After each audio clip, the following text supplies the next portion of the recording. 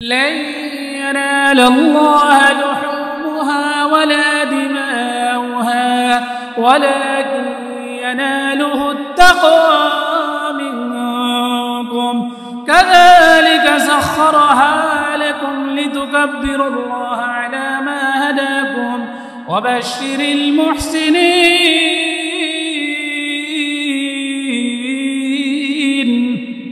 الله বলেন তোমরা যে কুরবানি করো এই কুরবানির পশুর কোনো গোশত আমি খাই না, আমার কাছে যায় না, এর কোনো রক্ত আমার কাছে যায় না, যায়নি দেই আমরা, রক্ত যায় না, গোশত যায় না, কিছুই যায় না, কিছুই পাই না, কিছুই খাই না। ওয়ালা দিমাউহা ওয়ালাকিন ইয়ানালুহু আত-তাকওয়া মিনকুম, তাহলে আমি তোমাদের কোন জিনিসকে দেখি? কুরবানি দ্বারা আমি তোমাদের কাছ থেকে কি চাই? আল্লাহ বলেন ওয়ালাকিন ইয়ানালুহু আত-তাকওয়া মিনকুম, আমি তোমাদের অন্তরকে দেখি, তোমাদের তাকওয়া দেখি। সুবহানাল্লাহ। কুরবানি দ্বারা আমি তোমাদের অন্তরকে যাচাই করি। অন্তরের নিয়তটা কার জন্য? লাখ টাকা দিয়ে গরু কিনা পুরা গ্রাম ঘুরাইছো এর মানুষকে দেখানোর জন্য, গোশত বিলি করার জন্য, দানবীর হওয়ার জন্য, নাম ফুটানোর জন্য? না না, তোমাদের অন্তরের মধ্যে শুধু একমাত্র থাকবে তোমাদের দিলের অবস্থা, তাকওয়া। কি জন্য তোমরা কুরবানি করতেছ? এখন বলি কুরবানি আমরা কি জন্য করব? জোরে বলি। আল্লাহকে রাজি খুশি করার জন্য। কুরবানি কি জন্য? একমাত্র আল্লাহকে খুশি করার জন্য। কুরবানির উদ্দেশ্য কি? জোরে বলি, জোরে বলি। আল্লাহকে রাজি খুশি করা, এই তো, আর তো কোনো উদ্দেশ্য নাই। যদি উদ্দেশ্য থাকে গরু সুন্দর কিনবো, মানুষে দেখব, গোশত বিলি করব, মানুষে দেখব, সামনে ইলেকশনে দাঁড়াবো, মানুষে দেখব, জনপ্রিয়তা অর্জন করব, মানুষে দেখবে, বাহবা দিবে, মানুষ খুশি হবে, তাহলে এই জাতীয় কুরবানি আল্লাহর কাছে অ্যাকসেপ্টেবল না, এগুলিকে আল্লাহ গ্রহণ করেন না। কুরবানি দ্বারা একমাত্র উদ্দেশ্য রেজায়ে মাওলা, আল্লাহর জন্য, আল্লাহর জন্য, আল্লাহর জন্য দিবেন কুরবানি। গোশত যেটা দিবে সেটা আল্লাহ ফাও দিবে আপনার। সুবহানাল্লাহ। শুধু মুহাম্মদ সাল্লাল্লাহু আলাইহি ওয়াসাল্লামের উম্মত হওয়ার কারণে আমরা গোশত খাইতে পারতেছি, কিন্তু আমাদের পূর্বে যত উম্মত ছিল তাদের উপর শরীয়ত ছিল কুরবানি দিয়া যেখানের কুরবানি সেখানে ফেলাই তুই আসবা। যার কুরবানি কবুল করছেন, আকাশ থেকে একটা আগুন আইসা সেই পশুটাকে, সেই বস্তুটাকে জ্বালাই ফেলতো। যদি জ্বালাই ফেলতো তাহলে বোঝা যাইতো কবুল হচ্ছে, আর যদি না জ্বালাইতো বোঝা যাইতো কবুল হয় নাই। কিন্তু আল্লাহ আমাদের নবীর কারণে, নবীর দোয়ার বরকতে, নবীর সম্মানে এই উম্মতের জন্য এই প্রথাকে আল্লাহ বিলুপ্ত করে দিয়েছেন। সুবহানাল্লাহ। মুহতারাম হাজিরিন, মুসলমানের জিন্দেগি এবং বান্দার জিন্দেগি এটা একটা আশ্চর্যময় জীবন। আল্লাহ দুনিয়াতে আমাদেরকে সৃষ্টি করেছেন, আবার আল্লাহ তাআলা সৃষ্টি করার পরে আমাদেরকে কিছু কাজও দিয়ে দিয়েছেন। আর আল্লাহও চান বান্দা সব সময় আমাকে নিয়ে ব্যস্ত থাকুক। সুবহানাল্লাহ। মুহতারাম হাজিরিন, এই কথা বলার উদ্দেশ্য হলো, গত 2 মাস পূর্বে আমরা আল্লাহ পাকের কাছে সর্বশ্রেষ্ঠ মাস রমজান মাস আমরা অতিবাহিত করেছিলাম, কাটিয়েছিলাম। রমজান মাস, পুরা মাস আমরা সিয়াম সাধনা করেছি। এরপরে আল্লাহ তাআলা দেখেন, রমজানের পরে রমজান মাসে আল্লাহর ইবাদত করছি। আল্লাহ আমাদেরকে একটা অফার দিছেন, কি? যত আমল করবে 70, একবার সুবহানাল্লাহ করবে 70 বার সুবহানাল্লাহ নেকি। একটা নফল আমল করলে ফরজের নেকি, আর একটা ফরজ আমল করলে 70টা ফরজের নেকি। এই অফার আল্লাহ আমাদের সামনে দিয়ে রাখছেন। বান্দা আমরা উৎসাহিত হয়েছি, আমরা রোজা রাখছি, তারাবি করছি, আল্লাহর যতটুকু সম্ভব ইবাদত বন্দেগী আমরা করছি। সুবহানাল্লাহ। এরপরে আল্লাহ রমজান যখন শেষ, আরেকটা অফার দিতেছেন। কি সেই অফারটা? কি? মান সামা রমাদান সুম্মা আতবাহু সিত্তান মিন শাওয়ালিন কানা কাসিয়ামিদ দাহর। মান সামা রমাদান সুম্মা আতবাহু সিত্তান মিন شوال كان كصيام الدهر নবীজি বলেন যে ব্যক্তি রমজানের 30টা রোজা রাখলো এরপরে আরো 6টা রোজা রাখলো আল্লাহ তাকে পুরো বছর রোজা রাখার নেকি তার আমলনামায় দান করেন। গেল রমজান, রমজানের পরে আবার 6 রোজা, 6 রোজার শেষ না হইতেই আবার আল্লাহ কিছু মানুষের উপর হজ ফরজ করছেন, তাদেরকে আল্লাহর বাড়িতে আল্লাহ ডাক দিতেছেন। ইন্না আউওয়ালা বাইতিন উযিআ লিন-নাস লাল্লাযী বিবাক্কাতা মুবারাকান ওয়া হুদান লিল আলামিন ওয়ালিল্লাহি আলান-নাসি হিজ্জুল বাইতি মান ইসতাতাআ ইলাইহি সাবিলা। 6 রোজা রাখতে না রাখতে আবার আল্লাহর বাইতুল্লাহর দিকে মানুষকে আল্লাহ ডাকতেছেন, দাওয়াত দিতেছেন। এর মধ্যে কিছু মানুষ তো আল্লাহর বাইতুল্লাহর দিকে তোয়াফের জন্য চলে গেছেন। তোয়াফ চলতেছে পৃথিবীর শুরু থেকে, কাবা ঘরের জন্মের পর থেকে নিয়ে এই পর্যন্ত, এমনকি কিয়ামত পর্যন্ত এটার তোয়াফ চলতে থাকবে। আর এটার চতুর্দিকে মানুষ ঘুরতে থাকবে আর বলতে থাকবে লাব্বাইক আল্লাহুম্মা লাব্বাইক লাব্বাইক লা শারীকা লাক লাব্বাইক ইন্নাল হামদা ওয়ান নি'মাতা লাক ওয়াল মুলক লা শারীকা লাক। আল্লাহর পাগলেরা, আল্লাহর প্রেমিকেরা আল্লাহর ঘরের চতুর্দিকে ঘুরে আর এই দোয়া করে, বলে আয় আল্লাহ আমি গুনাহগার, আমি অদম, আল্লাহ তোমার দরবারে আমি উপস্থিত হয়েছি, আল্লাহ তুমি মেহেরবানি করে আমার জিন্দেগির গুনাহগুলি মাফ করে দাও। আল্লাহ তুমি যদি মাফ করে দাও তোমাকে জিজ্ঞাসা করার মতো কেউ নাই। সুবহান। চতুর্দিক দিয়ে মানুষ যাইতেছে আল্লাহর ঘরের তোয়াফ করতেছে। ঠিক আরেক শ্রেণীর মানুষকে আল্লাহ তাআলা কি করছেন, যারা হজে গেছে এরা তো গেছেই, আরেক শ্রেণীর মানুষকে আল্লাহ করছেন যে এবার তোমাদের সামনে একটা বড় আমল আসতেছে, সেটা হলো কোরবানি। সুবহানাল্লাহ। অপশন নাই। গেল রমজান, এরপরে গেল 6 রোজা, এরপরে হজ, এরপরে আবার কোরবানি সামনে আসতেছে। সুবহানাল্লাহ। অপশন নাই। আল্লাহ 24 ঘন্টা একটা ব্যস্ততার মধ্যে আল্লাহর বান্দাদেরকে রাখছেন। আল্লাহ কোরআনের মধ্যে ওই কথা বলছেন, ওয়ামা খালাকুতুল জিন্না ওয়াল ইনসা ইল্লা লিয়াবুদুন।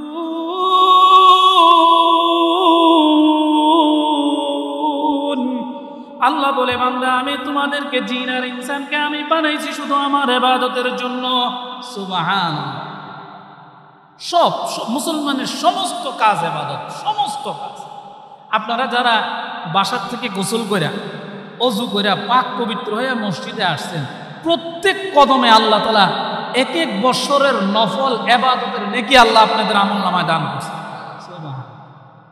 মসজিদে আসছেন তো নামাজ পড়বে নেই, আল্লাহ পড়াইলে তো পড়বে নেই, কিন্তু যতক্ষণ বসা রয়েছেন ততক্ষণ ফেরেশতারা দোয়া করতেছে, আল্লাহ এই যারা বসা আছে এদের গুনাহ মাফ করে দেন এবং এদের উপরে আপনার রাজি আর খুশি হয়ে যান। সুবহানাল্লাহ। মুহতারাম হাজিরিন, জিলহজ মাসের চাঁদ উদিত, কুরবানি আমাদের একদম দোরগোড়ায়, দরজার সামনে করা নাড়তেছে কোরবানি। এই কোরবানির দ্বারা আমরা যেটা বুঝি যে শুধু খালি পশুই জবাই করব, আসলে বিষয় এমন না। অনেকে আমরা মনে করি পশু জবাই করব আর গোশত খাবো, বাস পশু জবাই করা আর গোশত খাওয়া এটার নাম মনে হয় কোরবানি। না, এই কোরবানির দ্বারা বর্তমান পৃথিবীতে আল্লাহ বহু দৃষ্টান্ত রাখছেন আমাদের সামনে। আমরা যদি সারা পৃথিবীর দিকে তাকাই, সেই ফিলিস্তিনের দিকে তাকাই, আমরা তো গরু কুরবানি করতেছি, কিন্তু ফিলিস্তিনের নিরহ মুসলমানরা তাদের কলিজা কুরবানি করতেছে, তাদের জীবনকে কুরবানি করে দিতেছে। সুবহানাল্লাহ। তাদের কলিজার টুকরা সন্তানদেরকে আল্লাহর রাহে কুরবানি করে দিতেছে। সারা পৃথিবীর যেই সমস্ত মুসলমানরা বিশ্বে বসবাস করতেছে, যেই সমস্ত মুসলমানদের উপর নির্যাতন চলতেছে, আমরা বাংলাদেশের মুসলমানরা স্বাধীন, গরু আনতেছি, জবাই করব, খাবো গোশত, কত মেহমানদারি, কত আনন্দ, কত উৎসব। কিন্তু আমাদের পার্শ্ববর্তী রাষ্ট্র ইন্ডিয়ার মধ্যেই শুধু গরু জবাই না, গরুর গোশত খাওয়ার অপরাধে, জবাইয়ের অপরাধে লাঞ্ছিত করতেছে, বঞ্চিত করতেছে, মুসলমানদের শরীরের মধ্যে আগুন ধরে জ্বালাই দিয়ে হত্যা করে ফেলতেছে। কিন্তু আলহামদুলিল্লাহ, আল্লাহ আমাদের এই সকল পরিস্থিতির থেকে আল্লাহ আমাদেরকে ভালো রেখেছেন। এজন্য আবারও উচ্চ কণ্ঠে বলি আলহামদুলিল্লাহ। মুহতারাম হাজিরিন, জিলহজ মাসের একটা বিশেষ আমল আছে। এই আমলগুলির কথা আমি বলবো, আপনারা খুব মনোযোগ সহকারে শুনবেন এবং আমল করার চেষ্টা করবেন ইনশাআল্লাহ। নিয়ত আছে তো ইনশাআল্লাহ? প্রথম আমল, নবীজি বলেন, মা মিন আইয়ামিন আল আমালুস সালিহু ফিহিন্না আহাব্বু ইলাল্লাহি মিন হাযিহিল আইয়ামিল আশরা।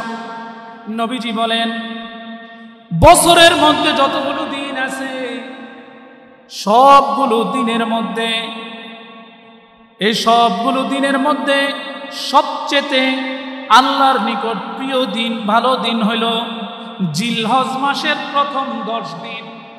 এই মাস জিলহজ মাসের প্রথম দিন হইল আল্লাহর কাছে, প্রথম 10 দিন হইল আল্লাহর কাছে খুব প্রিয়।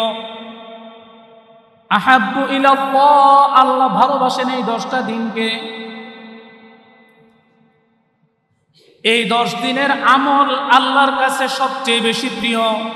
সাহাবারা জিজ্ঞাসা করছেন, ইয়া রাসূলুল্লাহ, যারা আল্লাহর রাস্তায় জিহাদ করে তাদের থেকেও কি বেশি প্রিয়? যারা আল্লাহর রাস্তায় জিহাদ করেন আর যারা জিলহজ মাসের প্রথম 10 দিন ইবাদত করেন, এদের মধ্যে থেকে কারা শ্রেষ্ঠ? নবীজি বলেন, যারা জিলহজ মাসের প্রথম 10 দিন ইবাদত করেন। সুবহানাল্লাহ। তারপরে নবীজি বলেন, হ্যাঁ, তবে ওই লোকটা ভিন্ন, যেই লোকটা সারা জীবন, তার জীবন যৌবন সবকিছু সে আল্লাহর রাস্তায় জিহাদের মধ্যে কাটাই দিয়েছেন, সে বাদে, সেই ব্যক্তি বাদে আর যত আমল আছে, এমনকি জিহাদের আমল আছে, তার চেয়েও শ্রেষ্ঠ হইল জিলহজ মাসের প্রথম 10 দিনের ইবাদত। সুবহানাল্লাহ। এই ইবাদতের সময়টা এখন আমাদের চলতেছে। নবীজি যখন এই কথাটা এত মহব্বতের সাথে বলল, নবীজির কথার কোনো দাম আছে না নাই? জোরে বলেন। তাহলে দাম আছে তখনই বোঝা যাবে যখন এই 10 দিন আমি আমল করি। বেশি আমল করার দরকার নাই। নবীজি যখন বলছেন এই 10 দিন এর আমল আল্লাহর কাছে প্রিয়, আপনি অন্য সময় এশার নামাজ পড়েন, মাগরিবের নামাজ পড়েন, এশার নামাজ পড়েন, ফজরের নামাজ পড়েন, কিন্তু যখন জিলহজ মাস আসছে, এই মাসটা আসার পরে আপনি আমলটা একটু বাড়াই দেন। এশারের পরে 2 রাকাত নফল বাড়াই দেন। তারপরে ফজরের সময় তো উঠেন সব সময়, এই মাসের প্রথম 10 দিন একটু আগে উঠে 2-4 রাকাত তাহাজ্জুদ পড়েন, একটু নফল পড়েন। তো পড়লে ওই যে নবীজি বলছেন এই আমলগুলি আল্লাহর কাছে শ্রেষ্ঠ, এই শ্রেষ্ঠত্বের মধ্যে আপনিও পড়ে গেলেন। সুবহানাল্লাহ। এরপরে শুধু ইবাদত এরকমই না, নবীজি বলেন এই 10 দিনের জিলহজ মাসের চাঁদ উঠার আগেই একটা আমল আছে। কি আমল? সেই আমলটা হইল, আমরা যারা কুরবানি করব এবং করব না, আমরা যারা কুরবানি করব এবং করব না, এই উভয় শ্রেণীর মানুষ যদি আমরা একটা আমল করি, তাহলে কুরবানি যারা দিবেন তারা কুরবানি করে যেই নেকি পাইবেন, আমরা কুরবানি না দিয়েও সেই নেকি পাবো। সুবহানাল্লাহ। কি সেই আমল? তো জিলহজ মাসের চাঁদ উঠার আগেই হাতে পায়ের নখগুলি কেটে ফেলা, মুছ, চুল, পশম, শরীরের আনুষঙ্গিক যে পশমগুলি আছে সবগুলি কেটে সেটে পরিষ্কার করে নিবে এবং চাঁদ উদিত হওয়ার পর থেকে নিয়ে কুরবানির দিন, কুরবানির আগ পর্যন্ত আর কোনো মুছ, চুল, নখ এগুলি না কাটা, না ছাটা। যদি কেউ এই আমলটি করে, সে নারী হোক পুরুষ হোক, আমরা অনেকে মনে করি, অনেক মহিলারা মনে করি যে এই আমল শুধু পুরুষের জন্য, আবার অনেক পুরুষ মনে করি এই আমল শুধু আমাদের জন্য। এরকম না, নারী পুরুষ উভয়ের জন্য। যারা কুরবানি দিবে এবং দিবে না, সবাই যদি এই আমল করে, তো আল্লাহ তাকে একটা কুরবানির করার নেকি তার আমলনামায় দান করবেন। সুবহান। সাহাবায়ে কেরাম যখন কুরবানির ফজিলত সম্পর্কে জানতে চাই, নবীজি যখন কুরবানির ফজিলত বর্ণনা করতেছিলেন, যেমন হাদিসের মধ্যে আছে, নবীজি সাল্লাল্লাহু আলাইহি ওয়াসাল্লাম কুরবানির বিভিন্ন ফজিলত যখন বর্ণনা করছেন, কুরবানি করলে এই লাভ, কুরবানি করলে এই লাভ, এই নেকি। তো সাহাবারা জিজ্ঞাসা করছেন, মা হাযিহিল আযাহি ইয়া রাসূলুল্লাহ, ইয়া রাসূলুল্লাহ কুরবানি কি? নবীজি বলেন, সুন্নাতু আবিকুম ইব্রাহিম আলাইহিস সালাম, এটা হলো তোমাদের আদি পিতা ইব্রাহিম আলাইহিস সালামের সুন্নাত। সুবহানাল্লাহ। ক্বালু ফামা লানা ফিহা ইয়া রাসূলুল্লাহ, আমরা যদি আমাদের আদি পিতা ইব্রাহিমের সুন্নাত অনুসরণ করি তাহলে আমাদের কি লাভ, আল্লাহ আমাদেরকে কি দিবেন? নবীজি বলেন, ক্বালা বিকুল্লি শাহরাতিন হাসানা, তোমরা যদি পশু জবাই করো, কুরবানি করো, প্রত্যেকটা পশমের বিনিময়ে আল্লাহ তোমাদেরকে নেকি দান করবেন। সুবহানাল্লাহ। সাহাবীরা আবার জিজ্ঞাসা করছেন, ফাসসুফু ইয়া রাসূলুল্লাহ, ইয়া রাসূলুল্লাহ আমাদের মধ্যে যদি এত বড় উট, মহিষ, গরু এগুলি দেওয়া তো সম্ভব না, তাহলে আমরা যদি দুম্বা দেই, ছাগল দিই, তাহলে কি আমরা এই নেকি পাবো? নবীজি বলেন, ক্বালা বিকুল্লি শাহরাতিন মিনাস সুফি হাসানা, হ্যাঁ তুমি যদি দুম্বাও দাও, বকরিও দাও, ছাগলও দাও, তাও সেই একই নেকি তোমরা পেয়ে যাবে। সুবহানাল্লাহ। শুধু নেকি, এই কথাগুলি যখন নবীজি সাহাবীদেরকে বলতেছেন, এক সাহাবী উঠছে, উঠা দাঁড়ায় করতেছে, ইয়া রাসূলুল্লাহ কুরবানি করলে যে এত নেকি, এত সওয়াব, এই এত নেকি সওয়াব অর্জন করার মতো সামর্থ্য আমার নাই, আমি তো কুরবানি করতে পারবো না। তবে ইয়া রাসূলুল্লাহ আমাকে একজন একটা গাভীন একটা উট নিয়ে আমাকে হাদিয়া দিছে, বলছে তুমি এটা দহন করবা আর দুধ খাইবা, শুধু দুধ খাওয়ার জন্য আমাকে হাদিয়া দিছে। এখন ইয়া রাসূলুল্লাহ আপনি যে কুরবানির ফজিলত বর্ণনা করছেন, আমি কি ওই যেটা আমার হাদিয়া দিছে এটা কি আমি কুরবানি করতে পারি? নবীজি সাল্লাল্লাহু আলাইহি সাল্লাম বললেন, না, আরেকজনের হাদিয়াকৃত উট তুমি কুরবানি করার কে? তোমাকে দুধ খাওয়ার জন্য দিছে, শুধু তুমি দুধেই খাইবা, আরেকজনের উট তুমি জবাই করতে যাইও না, কুরবানি দিতে যাইও না। সুবহানাল্লাহ। এখন ওই সাহাবী আবার জিজ্ঞাসা করতেছেন, ইয়া রাসূলুল্লাহ তাহলে আপনি যেই নেকির কথা বললেন, তাহলে তো ইয়া রাসূলুল্লাহ আমি সেই নেকি আর পাইলাম না। বিকুল্লি শাহরাতিন হাসানা, প্রত্যেকটা পশমের বিনিময়ে যে নেকি দিবে ইয়া রাসূলুল্লাহ সেটা তো আমি পাইলাম না। আল্লাহর নবী বললেন, না না তুমি মন খারাপ করো না, তোমাকে একটা আমল শিখাই দিই। জিলহজ মাসের যখন চাঁদ উদিত হবে, উদিত হওয়ার পর থেকে নিয়ে তুমি কুরবানির আগ পর্যন্ত আর কোনো মুখের মুছ, নখ, বগলের পশম সহ এগুলি কিছুই কাটবা না, ছাড়বা না। যদি এই আমলটি করো তাহলে আল্লাহ তোমাকে পরিপূর্ণ একটা কুরবানির নেকি তোমার আমলনামায় দান করবেন। সুবহান। তারা কুরবানি দিয়ে যা পাইবো তুমি এই আমলটা করে তা পেয়ে যাবে। সুবহানাল্লাহ। এখন আরেকটা প্রশ্ন আসতে পারে, হুজুর যারা কুরবানি দিবে না তাদের জন্য না নবী এই কথা বলছেন, এখন আমরা যারা কুরবানি দিব তারা, অন্য এক হাদিসের মধ্যে আছে যারা কুরবানি দিবে তারাও যদি এই আমল করে তাহলে তারাও পরিপূর্ণ আরো একটা কুরবানির নেকি তারা পেয়ে যাবে। সুবহানাল্লাহ। যারা দিবে এবং দিবে না উভয়ের জন্য কি একই আমল করলে উভয়ে কুরবানির সওয়াব পেয়ে যাবে। সুবহানাল্লাহ। এই জন্য এই আমল করার জন্য তৈরি আছি তো ইনশাআল্লাহ, সবাই তৈরি আছি তো ইনশাআল্লাহ। এরপরে আরো আমল আছে। নবীজি বলেন, জিলহজ মাসের প্রথম 9 দিন কেউ যদি রোজা রাখে, দিনের বেলায় রোজা রাখে, রাতের বেলায় নফল ইবাদত করে, এই দিনের বেলায় রোজা রাখার কারণে আল্লাহর নবী বলেন তাকে 1 বছরের নেকি তার আমলনামায় দান করেন। প্রত্যেক রোজার বিনিময়ে 1 বছরের রোজার সওয়াব আল্লাহ তার আমলনামায় দান করেন। সুবহানাল্লাহ। তাহলে আমাদের দিন তো শেষ হয়ে যেতেছে, আমরা কে কত বছর বাঁচবো আমরা কেউ জানি না। আস্তে আস্তে আমরা এই আমলের দিকে অগ্রসর হইতে পারি কি পারি না? জোরে বলেন তো ইনশাআল্লাহ। জিলহজ মাসের আজকে 2 তারিখ।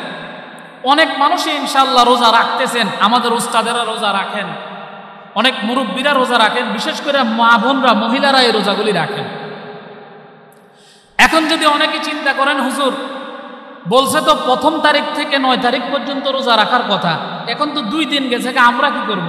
2 দিন গেলেও কোনো সমস্যা নাই, বাকি যে কয়দিন আছে এই কয়দিন রাখেন, আর 7 দিন হোক 6 দিন হোক রাখেন না। আপনি রাখলেও যে কয়টা রাখবেন ওই কয়টার নেকি আল্লাহ আপনার আমলনামায় দান করে দিবেন। সুবহান। কেউ যদি এই 9টা রোজা রাখে, তোর 9 বছর রোজা রাখার নেকি আল্লাহ তার আমলনামায় দান করেন। সুবহান। এই জিলহজ মাসের নফল রোজার এত সওয়াব। এই জন্য যদি আমরা এই বছর নাও পারি, আগামী বছর রাখার নিয়ত আছে তো ইনশাআল্লাহ? আরো জোরে বলেন, আছে তো ইনশাআল্লাহ?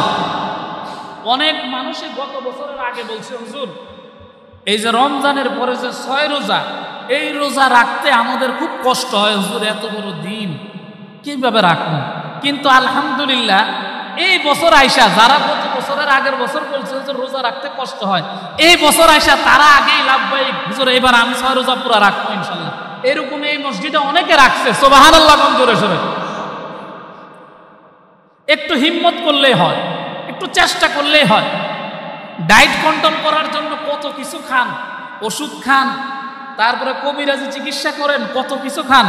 নবীর সুন্নত তরিকা একটু অনুসরণ করে দেখেন না, আপনার তেল চর্বি যা আছে ডায়েট আপনার পরিশ্রম করে কমানো লাগবে না। নবীর সুন্নত অনুযায়ী চলেন, ইনশাআল্লাহ খোদার কসম কখনো আপনাকে ডায়েট কন্ট্রোল করা লাগবে না, কারণ নবীর সুন্নত তরিকা এটা একটা বিজ্ঞানসম্মত তরিকা। সুবহানাল্লাহ। একটা সাধারণ সিম্পল বিষয় দেখেন, নবীজি বলেন তুমি খাওয়ার সময় পেটটাকে 3 ভাগ করবা। কয় ভাগ করবা? 3 ভাগ। 1 ভাগ খালি, 1 ভাগ পানি, আর 1 ভাগ তোমার খাবার। এই 3 ভাগে যদি তুমি খানা খাও, খোদার কসম কোনোদিন তোমার ডায়াবেটিস প্রেসার কিছুই হবে না ইনশাআল্লাহ। কিন্তু আমরা তো ভোজন পিপাসু, খাইতে খাইতে খাইতে খাইতে এই পর্যন্ত খাই, নড়াচড়া করারও শক্তি থাকে না। তা আমার ডায়াবেটিস হতো না, প্রেসার হতো না, আপনার হইব? কি বলেন, ঠিক কিনা জোরে বলেন? নবীর সুন্নত তরিকা মানতে রাজি না। এই যে ইমাম সাহেবরা হুজুররা মাইক ফাটাই ফেলতেছে, হাতে ধরে পায়ে ধরে বলতেছে ফজরের নামাজে আসেন, ফজরের নামাজে আসেন। একজনও আসে না, ফজরের নামাজে আসেন, খালি এতটুক বাকি বিছনার থেকে টাইনে ধরে আনা বাকি, আর নইলে সব রকমের চেষ্টা করা হয়, কিন্তু একজনও হুজুরদের কথা কেউ অ্যাকসেপ্ট করে না। ধুর মোল্লা মৌলবীর কথা। কিন্তু যখন এবার ডাক্তারের কাছে গেছেন, লেখা দিছে আপনার ডায়াবেটিস পরীক্ষা করে ধরা পড়ছে, এখন লেখা দিছে সকালে ফার্স্ট ওয়ারেই আধা ঘন্টা দৌড়াইতে হবে, আধা ঘন্টা হাঁটতে হবে, মাগরিবের পরে বিকালে আধা ঘন্টা হাঁটতে হবে। হুজুরের কথা না মানলেও ডাক্তারের কথা আপনি পুঙ্খান্ন মানেন, ঠিক কিনা জোরে বলেন? কিন্তু ডাক্তারের কথা তো পরে মানছেন, আগে যে হুজুরে আপনাকে বলছে ওই কথাটা যদি আপনি মানতেন তাহলে আপনার আর সকাল বিকাল দৌড়ানো লাগতো না, নবীর তরিকা অনুযায়ী চললে কোনো ডায়াবেটিসও হতো না। সুবহানাল্লাহ। সকালবেলার যে আবহাওয়াটা আমরা কিতাবের মধ্যে পড়ছি, এই আবহাওয়াটা পৃথিবীর একদম দক্ষিণ প্রান্ত থেকে শুরু হয়। এই আবহাওয়াটাকে বাদে সফা, এই আবহাওয়াটা আস্তে আস্তে আস্তে আস্তে একদম স্মুথ বাতাসটা সর্বপ্রথম যাইয়া লাগে আমার আপনার নবী, কলিজার নবী, বিশ্ব নবী জনাবে মুহাম্মদুর রাসূলুল্লাহ সাল্লাল্লাহু আলাইহি সাল্লামের রওজা আথারে যায় বাড়ি খায়। সুবহানাল্লাহ। ওইটা হইল সকালবেলার বাতাস, এত স্মুথ বাতাস, স্নিগ্ধ বাতাস, দূষণমুক্ত বাতাস। সুবহানাল্লাহ। তো এই বাতাস তো তার গায়ে লাগে যে ফজরের সময় উঠে নিরিবিলে মসজিদে আসতেছে, সেও তো এই বাতাসটা তারও তো গায়ে লাগতেছে। সুবহানাল্লাহ। এই জন্য আমরা পেটকে 3 ভাগ করব, 1 ভাগ খালি, 1 ভাগ পানি, 1 ভাগ খাবার। এই 3 ভাগে যদি আমরা খাই, ইনশাআল্লাহ আপনি আমল করে দেখেন, আপনার ওজনও বাড়বে না, খারাপও লাগবে না, আর অসুখ বিসুখও আপনার কম হবে ইনশাআল্লাহ। আমল করতে রাজি আছি তো ইনশাআল্লাহ? আল্লাহ আমাদেরকে আমল করার তৌফিক দান করুক, সকলে বলি আমিন। এরপরে 9 জিলহজ, এই মাসের 9 তারিখে একটা আমল আছে। কি আমল? আরাফার দিন। কি আমল? নবীজি বলেন, قال رسول الله صلى الله عليه وسلم أحتسب على الله أن يكفر سنة الذي قبل سنة وسنة التي بعدها। নবীজি বলেন যে আরাফার দিন 9 জিলহজ যে ব্যক্তি একটা রোজা রাখবে, ঈদের আগের দিন একটা রোজা রাখবে 9 জিলহজ, আল্লাহ পাক তাকে আশা করা যায় পূর্বের 1 বছরের গুনাহ মাফ করে দিবেন। ওয়াসানাতাল্লাতী বা'দা, এবং পরবর্তী 1 বছরের গুনাহ আল্লাহ মাফ করে দিবেন। সুবহানাল্লাহ। এই সামনে আসতেছে, আমরা 10 দিনের 10টা না পারলেও অন্তত আরাফার দিন, ঈদের আগের দিন 9 জিলহজ এই রোজাটা রাখার চেষ্টা করব তো ইনশাআল্লাহ। আমি ইনশাআল্লাহ রাখবো, আপনারা রাখবেন তো ইনশাআল্লাহ? নিয়ত আছে, যদি আল্লাহ তৌফিক দিয়ে রাখবো, আপনারাও রাখবেন তো ইনশাআল্লাহ? আল্লাহ আমাদেরকে আমল করার তৌফিক দান করুক, সকলে বলে আমিন। হাজিরিন, এই হইল জিলহজ মাসের আমল। এই আমলগুলি এই বছর শুনছেন, এখন শুনছেন, যতটুক পারে আমরা এখন আমল করব আর নিয়ত রাখবো, আল্লাহ যদি আগামী বছর জন বাইচা থাকি আল্লাহ, তাহলে আমরা জিলহজ মাসের এই আমলগুলি করব, এই নিয়ত করে রাখি। হাদিসের মধ্যে আছে মুমিনের সৎ নিয়ত এটাও ইবাদতের সমান। সুবহানাল্লাহ। মুমিন নিয়ত করতে দেরি, আল্লাহ আমল লিখতে দেরি হয় না। সুবহানাল্লাহ, সুবহান। এজন্য নিয়ত করে রাখি, নিয়ত করে রাখি, নিয়ত করে রাখি। ইনশাআল্লাহ যদি আল্লাহ তৌফিক দেয়, আগামী বছর যদি আল্লাহ বাঁচায় রাখে, আল্লাহ যে আমলগুলি এখন আমার ছুটে গেছে, আগামীতে সেই আমল সহ আরো আমলকে বৃদ্ধি করবো ইনশাআল্লাহ। নিয়ত আছে তো ইনশাআল্লাহ? এরপরে যেহেতু কোরবানি আসতেছে, আমরা সবাই খুব আগ্রহ আমাদের কোরবানি করব,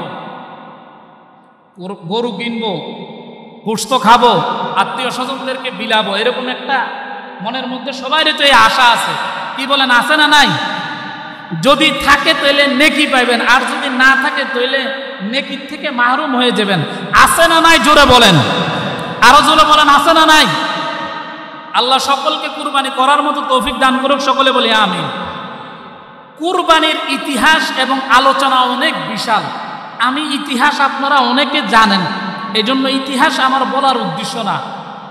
কুরবানি দ্বারা আল্লাহ কি চাইতেছেন সেটা বলা উদ্দেশ্য। আল্লাহ বলেন, লা ইয়ানালাল্লাহু লুহুমুহা ওয়ালা দিমাউহা ওয়ালাকিন ইয়ানালুহুত তাকওয়া মিনকুম কাযালিকা সাখখারাহা লাকুম লিতুকাব্বিরুল্লাহা আলা মা হাদাকুম ওয়া বাশশিরিল মুহসিনিন।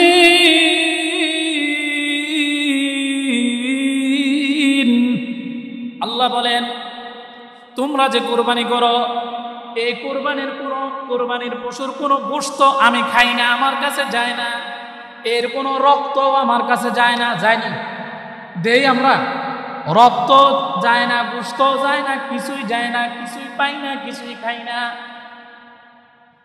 ওয়ালা দিমাউহা ওয়ালাকিন ইয়ানালুহুত তাকওয়া মিনকুম। তাহলে আমি তোমাদের কোন জিনিসকে দেখি? কুরবানি দ্বারা আমি তোমাদের কাছ থেকে কি চাই?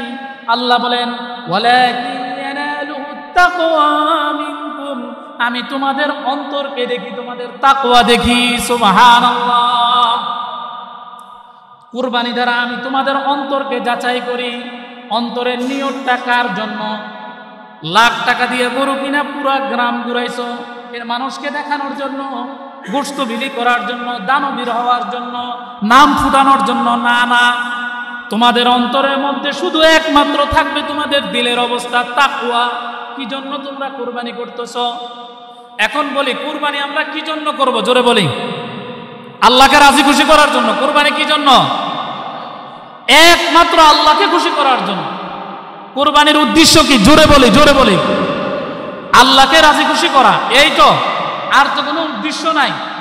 যদি উদ্দেশ্য থাকে, গরু সুন্দর কিনবো, মানুষে দেখব, গোস্ত বিলি করব, মানুষে দেখব, সামনে ইলেকশনে দাঁড়াবো, মানুষে দেখব, জনপ্রিয়তা অর্জন করব, মানুষে দেখবে, বাহবা দিবে, মানুষ খুশি হবে, তাহলে এই জাতীয় কুরবানি আল্লাহর কাছে অ্যাকসেপ্টেবল না, এগুলিকে আল্লাহ গ্রহণ করেন না। কুরবানি দ্বারা একমাত্র উদ্দেশ্য রেজায়ে মাওলা, আল্লাহর জন্য, আল্লাহর জন্য, আল্লাহর জন্য দিবেন কুরবানি। গোশত যেটা দিবে সেটা আল্লাহ ফাও দিবে আপনার, সুবহানাল্লাহ। শুধু মুহাম্মদ সাল্লাল্লাহু আলাইহি ওয়াসাল্লামের উম্মত হওয়ার কারণে আমরা গোশত খাইতে পারতেছি, কিন্তু আমাদের পূর্বে যত উম্মত ছিল তাদের উপর শরীয়ত ছিল কুরবানি দিয়া যেখানের কুরবানি সেখানে ফেলাই তুই আসবা। যার কুরবানি কবুল করছেন, আকাশ থেকে একটা আগুন এসে সেই পশুটাকে, সেই বস্তুটাকে জ্বালাই ফেলতো। যদি জ্বালাই ফেলতো তাহলে বোঝা যাইতো কবুল হচ্ছে, আর যদি না জ্বালাইতো বোঝা যাইতো কবুল হয় নাই। কিন্তু আল্লাহ আমাদের নবীর কারণে, নবীর দোয়ার বরকতে, নবীর সম্মানে এই উম্মতের জন্য এই প্রথাকে আল্লাহ বিলুপ্ত করে দিয়েছেন, সুবহানাল্লাহ। যদি সেই প্রথা চালু থাকতো তাহলে বোঝা যাইতো আমাদের কয়জনের কুরবানি হয় আর কয়জনের কুরবানি হয় না। ঠিক কিনা জোরে বলেন? এই জন্য একমাত্র অন্তরে আল্লাহ তোমার জন্য কুরবানি দিতেছি, এইটা পরে, এখন শোনো তো। এই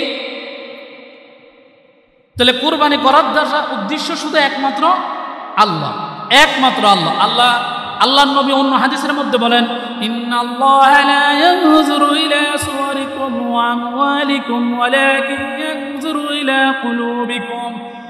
আল্লাহর নবী বলেন, আল্লাহ তোমাদের সম্পদের দিকে তাকান না, তোমাদের বাহ্যিক আকৃতির দিকে, সুরতের দিকে তাকান না। কে সুন্দর, কে কালো, কে লম্বা, কে খাটো, কে ধনী, কে গরিব, এটার দিকে আল্লাহ তাকান না।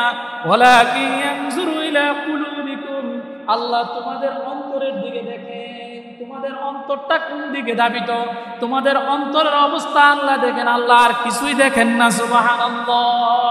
এই জন্য কুরবানি কার জন্য করব? জোরে বলেন, একমাত্র আল্লাহকে রাজি খুশি করার জন্য। ঠিক আছে তো ইনশাআল্লাহ? এবার কুরবানি কাদের উপর ওয়াজিব,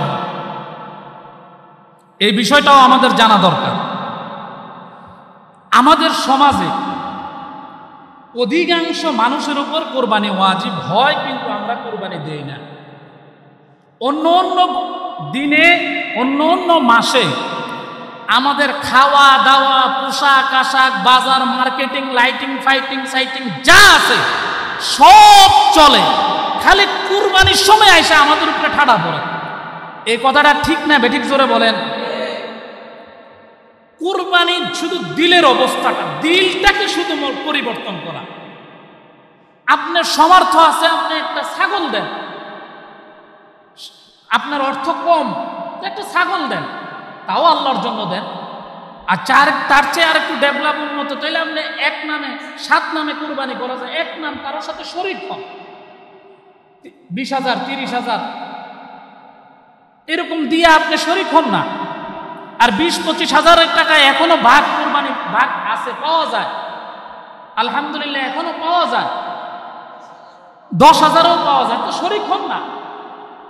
এই যে কুরবানি দিতেছেন, আপনি মনে করতেছেন হায়রে আমার 10,000 টাকা শেষ বা 15,000 টাকা শেষ। খোদার কসম করে বলতেছি ভাই, এই ধারণাটা একদম ভুল। একটা কুরবানির দ্বারা তো আখিরাতের ফায়দা আছে, দুনিয়ারও অনেক ফায়দা আছে। 1 নম্বর ফায়দা, এই যে আপনারা রাস্তা দিয়ে চলাফেরা করেন, হঠাৎ স্লিপ খায়া পড়ে যায়, ঠ্যাংটা ভেঙে গেছে, পাটা ভেঙে গেছে, নষ্ট হয়ে গেছে, হাসপাতালে 10,000 টাকা জরিমানা দিয়ে আসছেন, সিঁড়ি দিয়ে নামতেছেন, স্লিপ করে পড়ে কোমরটা ভেঙে গেছে, সিঁড়ি দিয়ে নামতেছেন, কোমরটা পরে ভেঙে গেছে, রাস্তা দিয়ে চলতেছেন, অটো রিক্সার সাথে বাড়ি খায় হাতটা ভেঙে গেছে, ছেলে মেয়েকে বাসায় রেখে আসছেন, লক্ষ টাকা বাসায় রেখে আসছেন, চুরি হয়ে গেছে, বিবি হাসপাতালে ভর্তি। এই যে নানা রকমের পেরেশানিগুলি আছে, এই পেরেশানিগুলি এই কুরবানির দ্বারা আল্লাহ অনেক পেরেশানি, অনেক মুসিবত আমাদের থেকে সরায় নেয়। এটা একটা জ্বলন্ত প্রমাণ, জ্বলন্ত প্রমাণ। যদি প্রমাণ দেখতে চান, মানুষ প্রমাণ দেখাইলে খুশি। আমি আমার নিজের একটা প্রমাণ আপনাদের সাথে বলি, আমার নিজের ঘটনা। কিন্তু এই ঘটনা নিজের যে, এটা উপলব্ধি করার জন্য চোখ থাকতে হইব।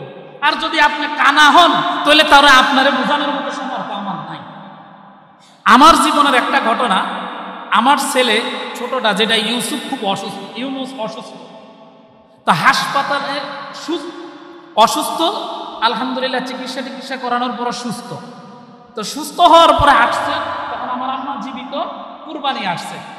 তা মায় কইতেছে, তোর উপরে তো কোরবানি ওয়াজিব, তুই তো কামাই রোজগার করস, তো কুরবানিটা দেস না। তা আমি আমার আম্মারে কইতেছি, না মা, আমার কাছে এই বছর টাকা নাই, অথচ আমার কাছে টাকা আছে, কুরবানি দেওয়ার মতো টাকা আমার কাছে আছে, কিন্তু তারপরেও আমি ওই টাকাটা বাঁচানোর জন্য মারে কইতেছি যে, মা আমার কাছে তো কুরবানি দেওয়ার মতো টাকা নাই। তো আমার আম্মা সাদা সিধা মানুষ ছিল, আচ্ছা ঠিক আছে, তোর কাছে নাই যখন তুই দিস না। একবার কসম করে বলতেছি, বাসায় নিয়ে আসছি সুস্থ ছেলে, সুস্থ ছেলেটা বাসায় নিয়ে আসলাম। যেদিন কুরবানি, ওই দিন সন্ধ্যা থেকে এই যে পেট খারাপ শুরু হইল, এই যে অসুস্থতা শুরু হইল, যেই 10-12 হাজার টাকা আমি পকেটে রাখছি বাঁচাইয়া, ঠিক হাসপাতালে যাই আমার 20,000 টাকা এই ছেলের পিছনে খরচ করে 20,000 টাকা হাসপাতালে দিয়ে তারপরে বাড়িতে আনছি। বাড়িতে আইসা দেখি কুরবানিও শেষ, গোস্ত খাওয়াও শেষ, মোটামুটি ঈদও শেষ, আর মাঝখান দিয়ে আমার জরিমানা লেগে গেল 20,000 কষ্ট খাওয়া। এই বাস্তব ঘটনা, একদম বাস্তব ঘটনা এগুলি, একদম এগুলি আল্লাহ তাআলা শুনেন। গুনাহ সবাইরে সয় না, গুনাহ এই লোকটা সবসময় কুরবানি করে, যে সবসময় কুরবানি করে, সে যদি কুরবানি না দেয়, যদি কোনো বিপদে পড়ে না দেয়, সেটা ভিন্ন কথা, কিন্তু ইচ্ছাকৃতভাবে যদি না দেয়, এটা আল্লাহ পছন্দ করেন না, এটা আল্লাহর কাছে ভালো লাগে না। কারণ এই লোকটারে তো আল্লাহ ভালোবাসেন, এই লোকটারে তো আল্লাহ মহব্বত করেন, আর আল্লাহ তারা অর্থ করে দিছে, সে কেন দিল না, এটা আল্লাহ পছন্দ করেন না। এই জন্য আমরা যাদের কুরবানি ওয়াজিব, আর কুরবানি ওয়াজিব হওয়ার জন্য বেশি শর্ত না, বেশি টাকা পয়সা লাগে না, এই বলতেছি।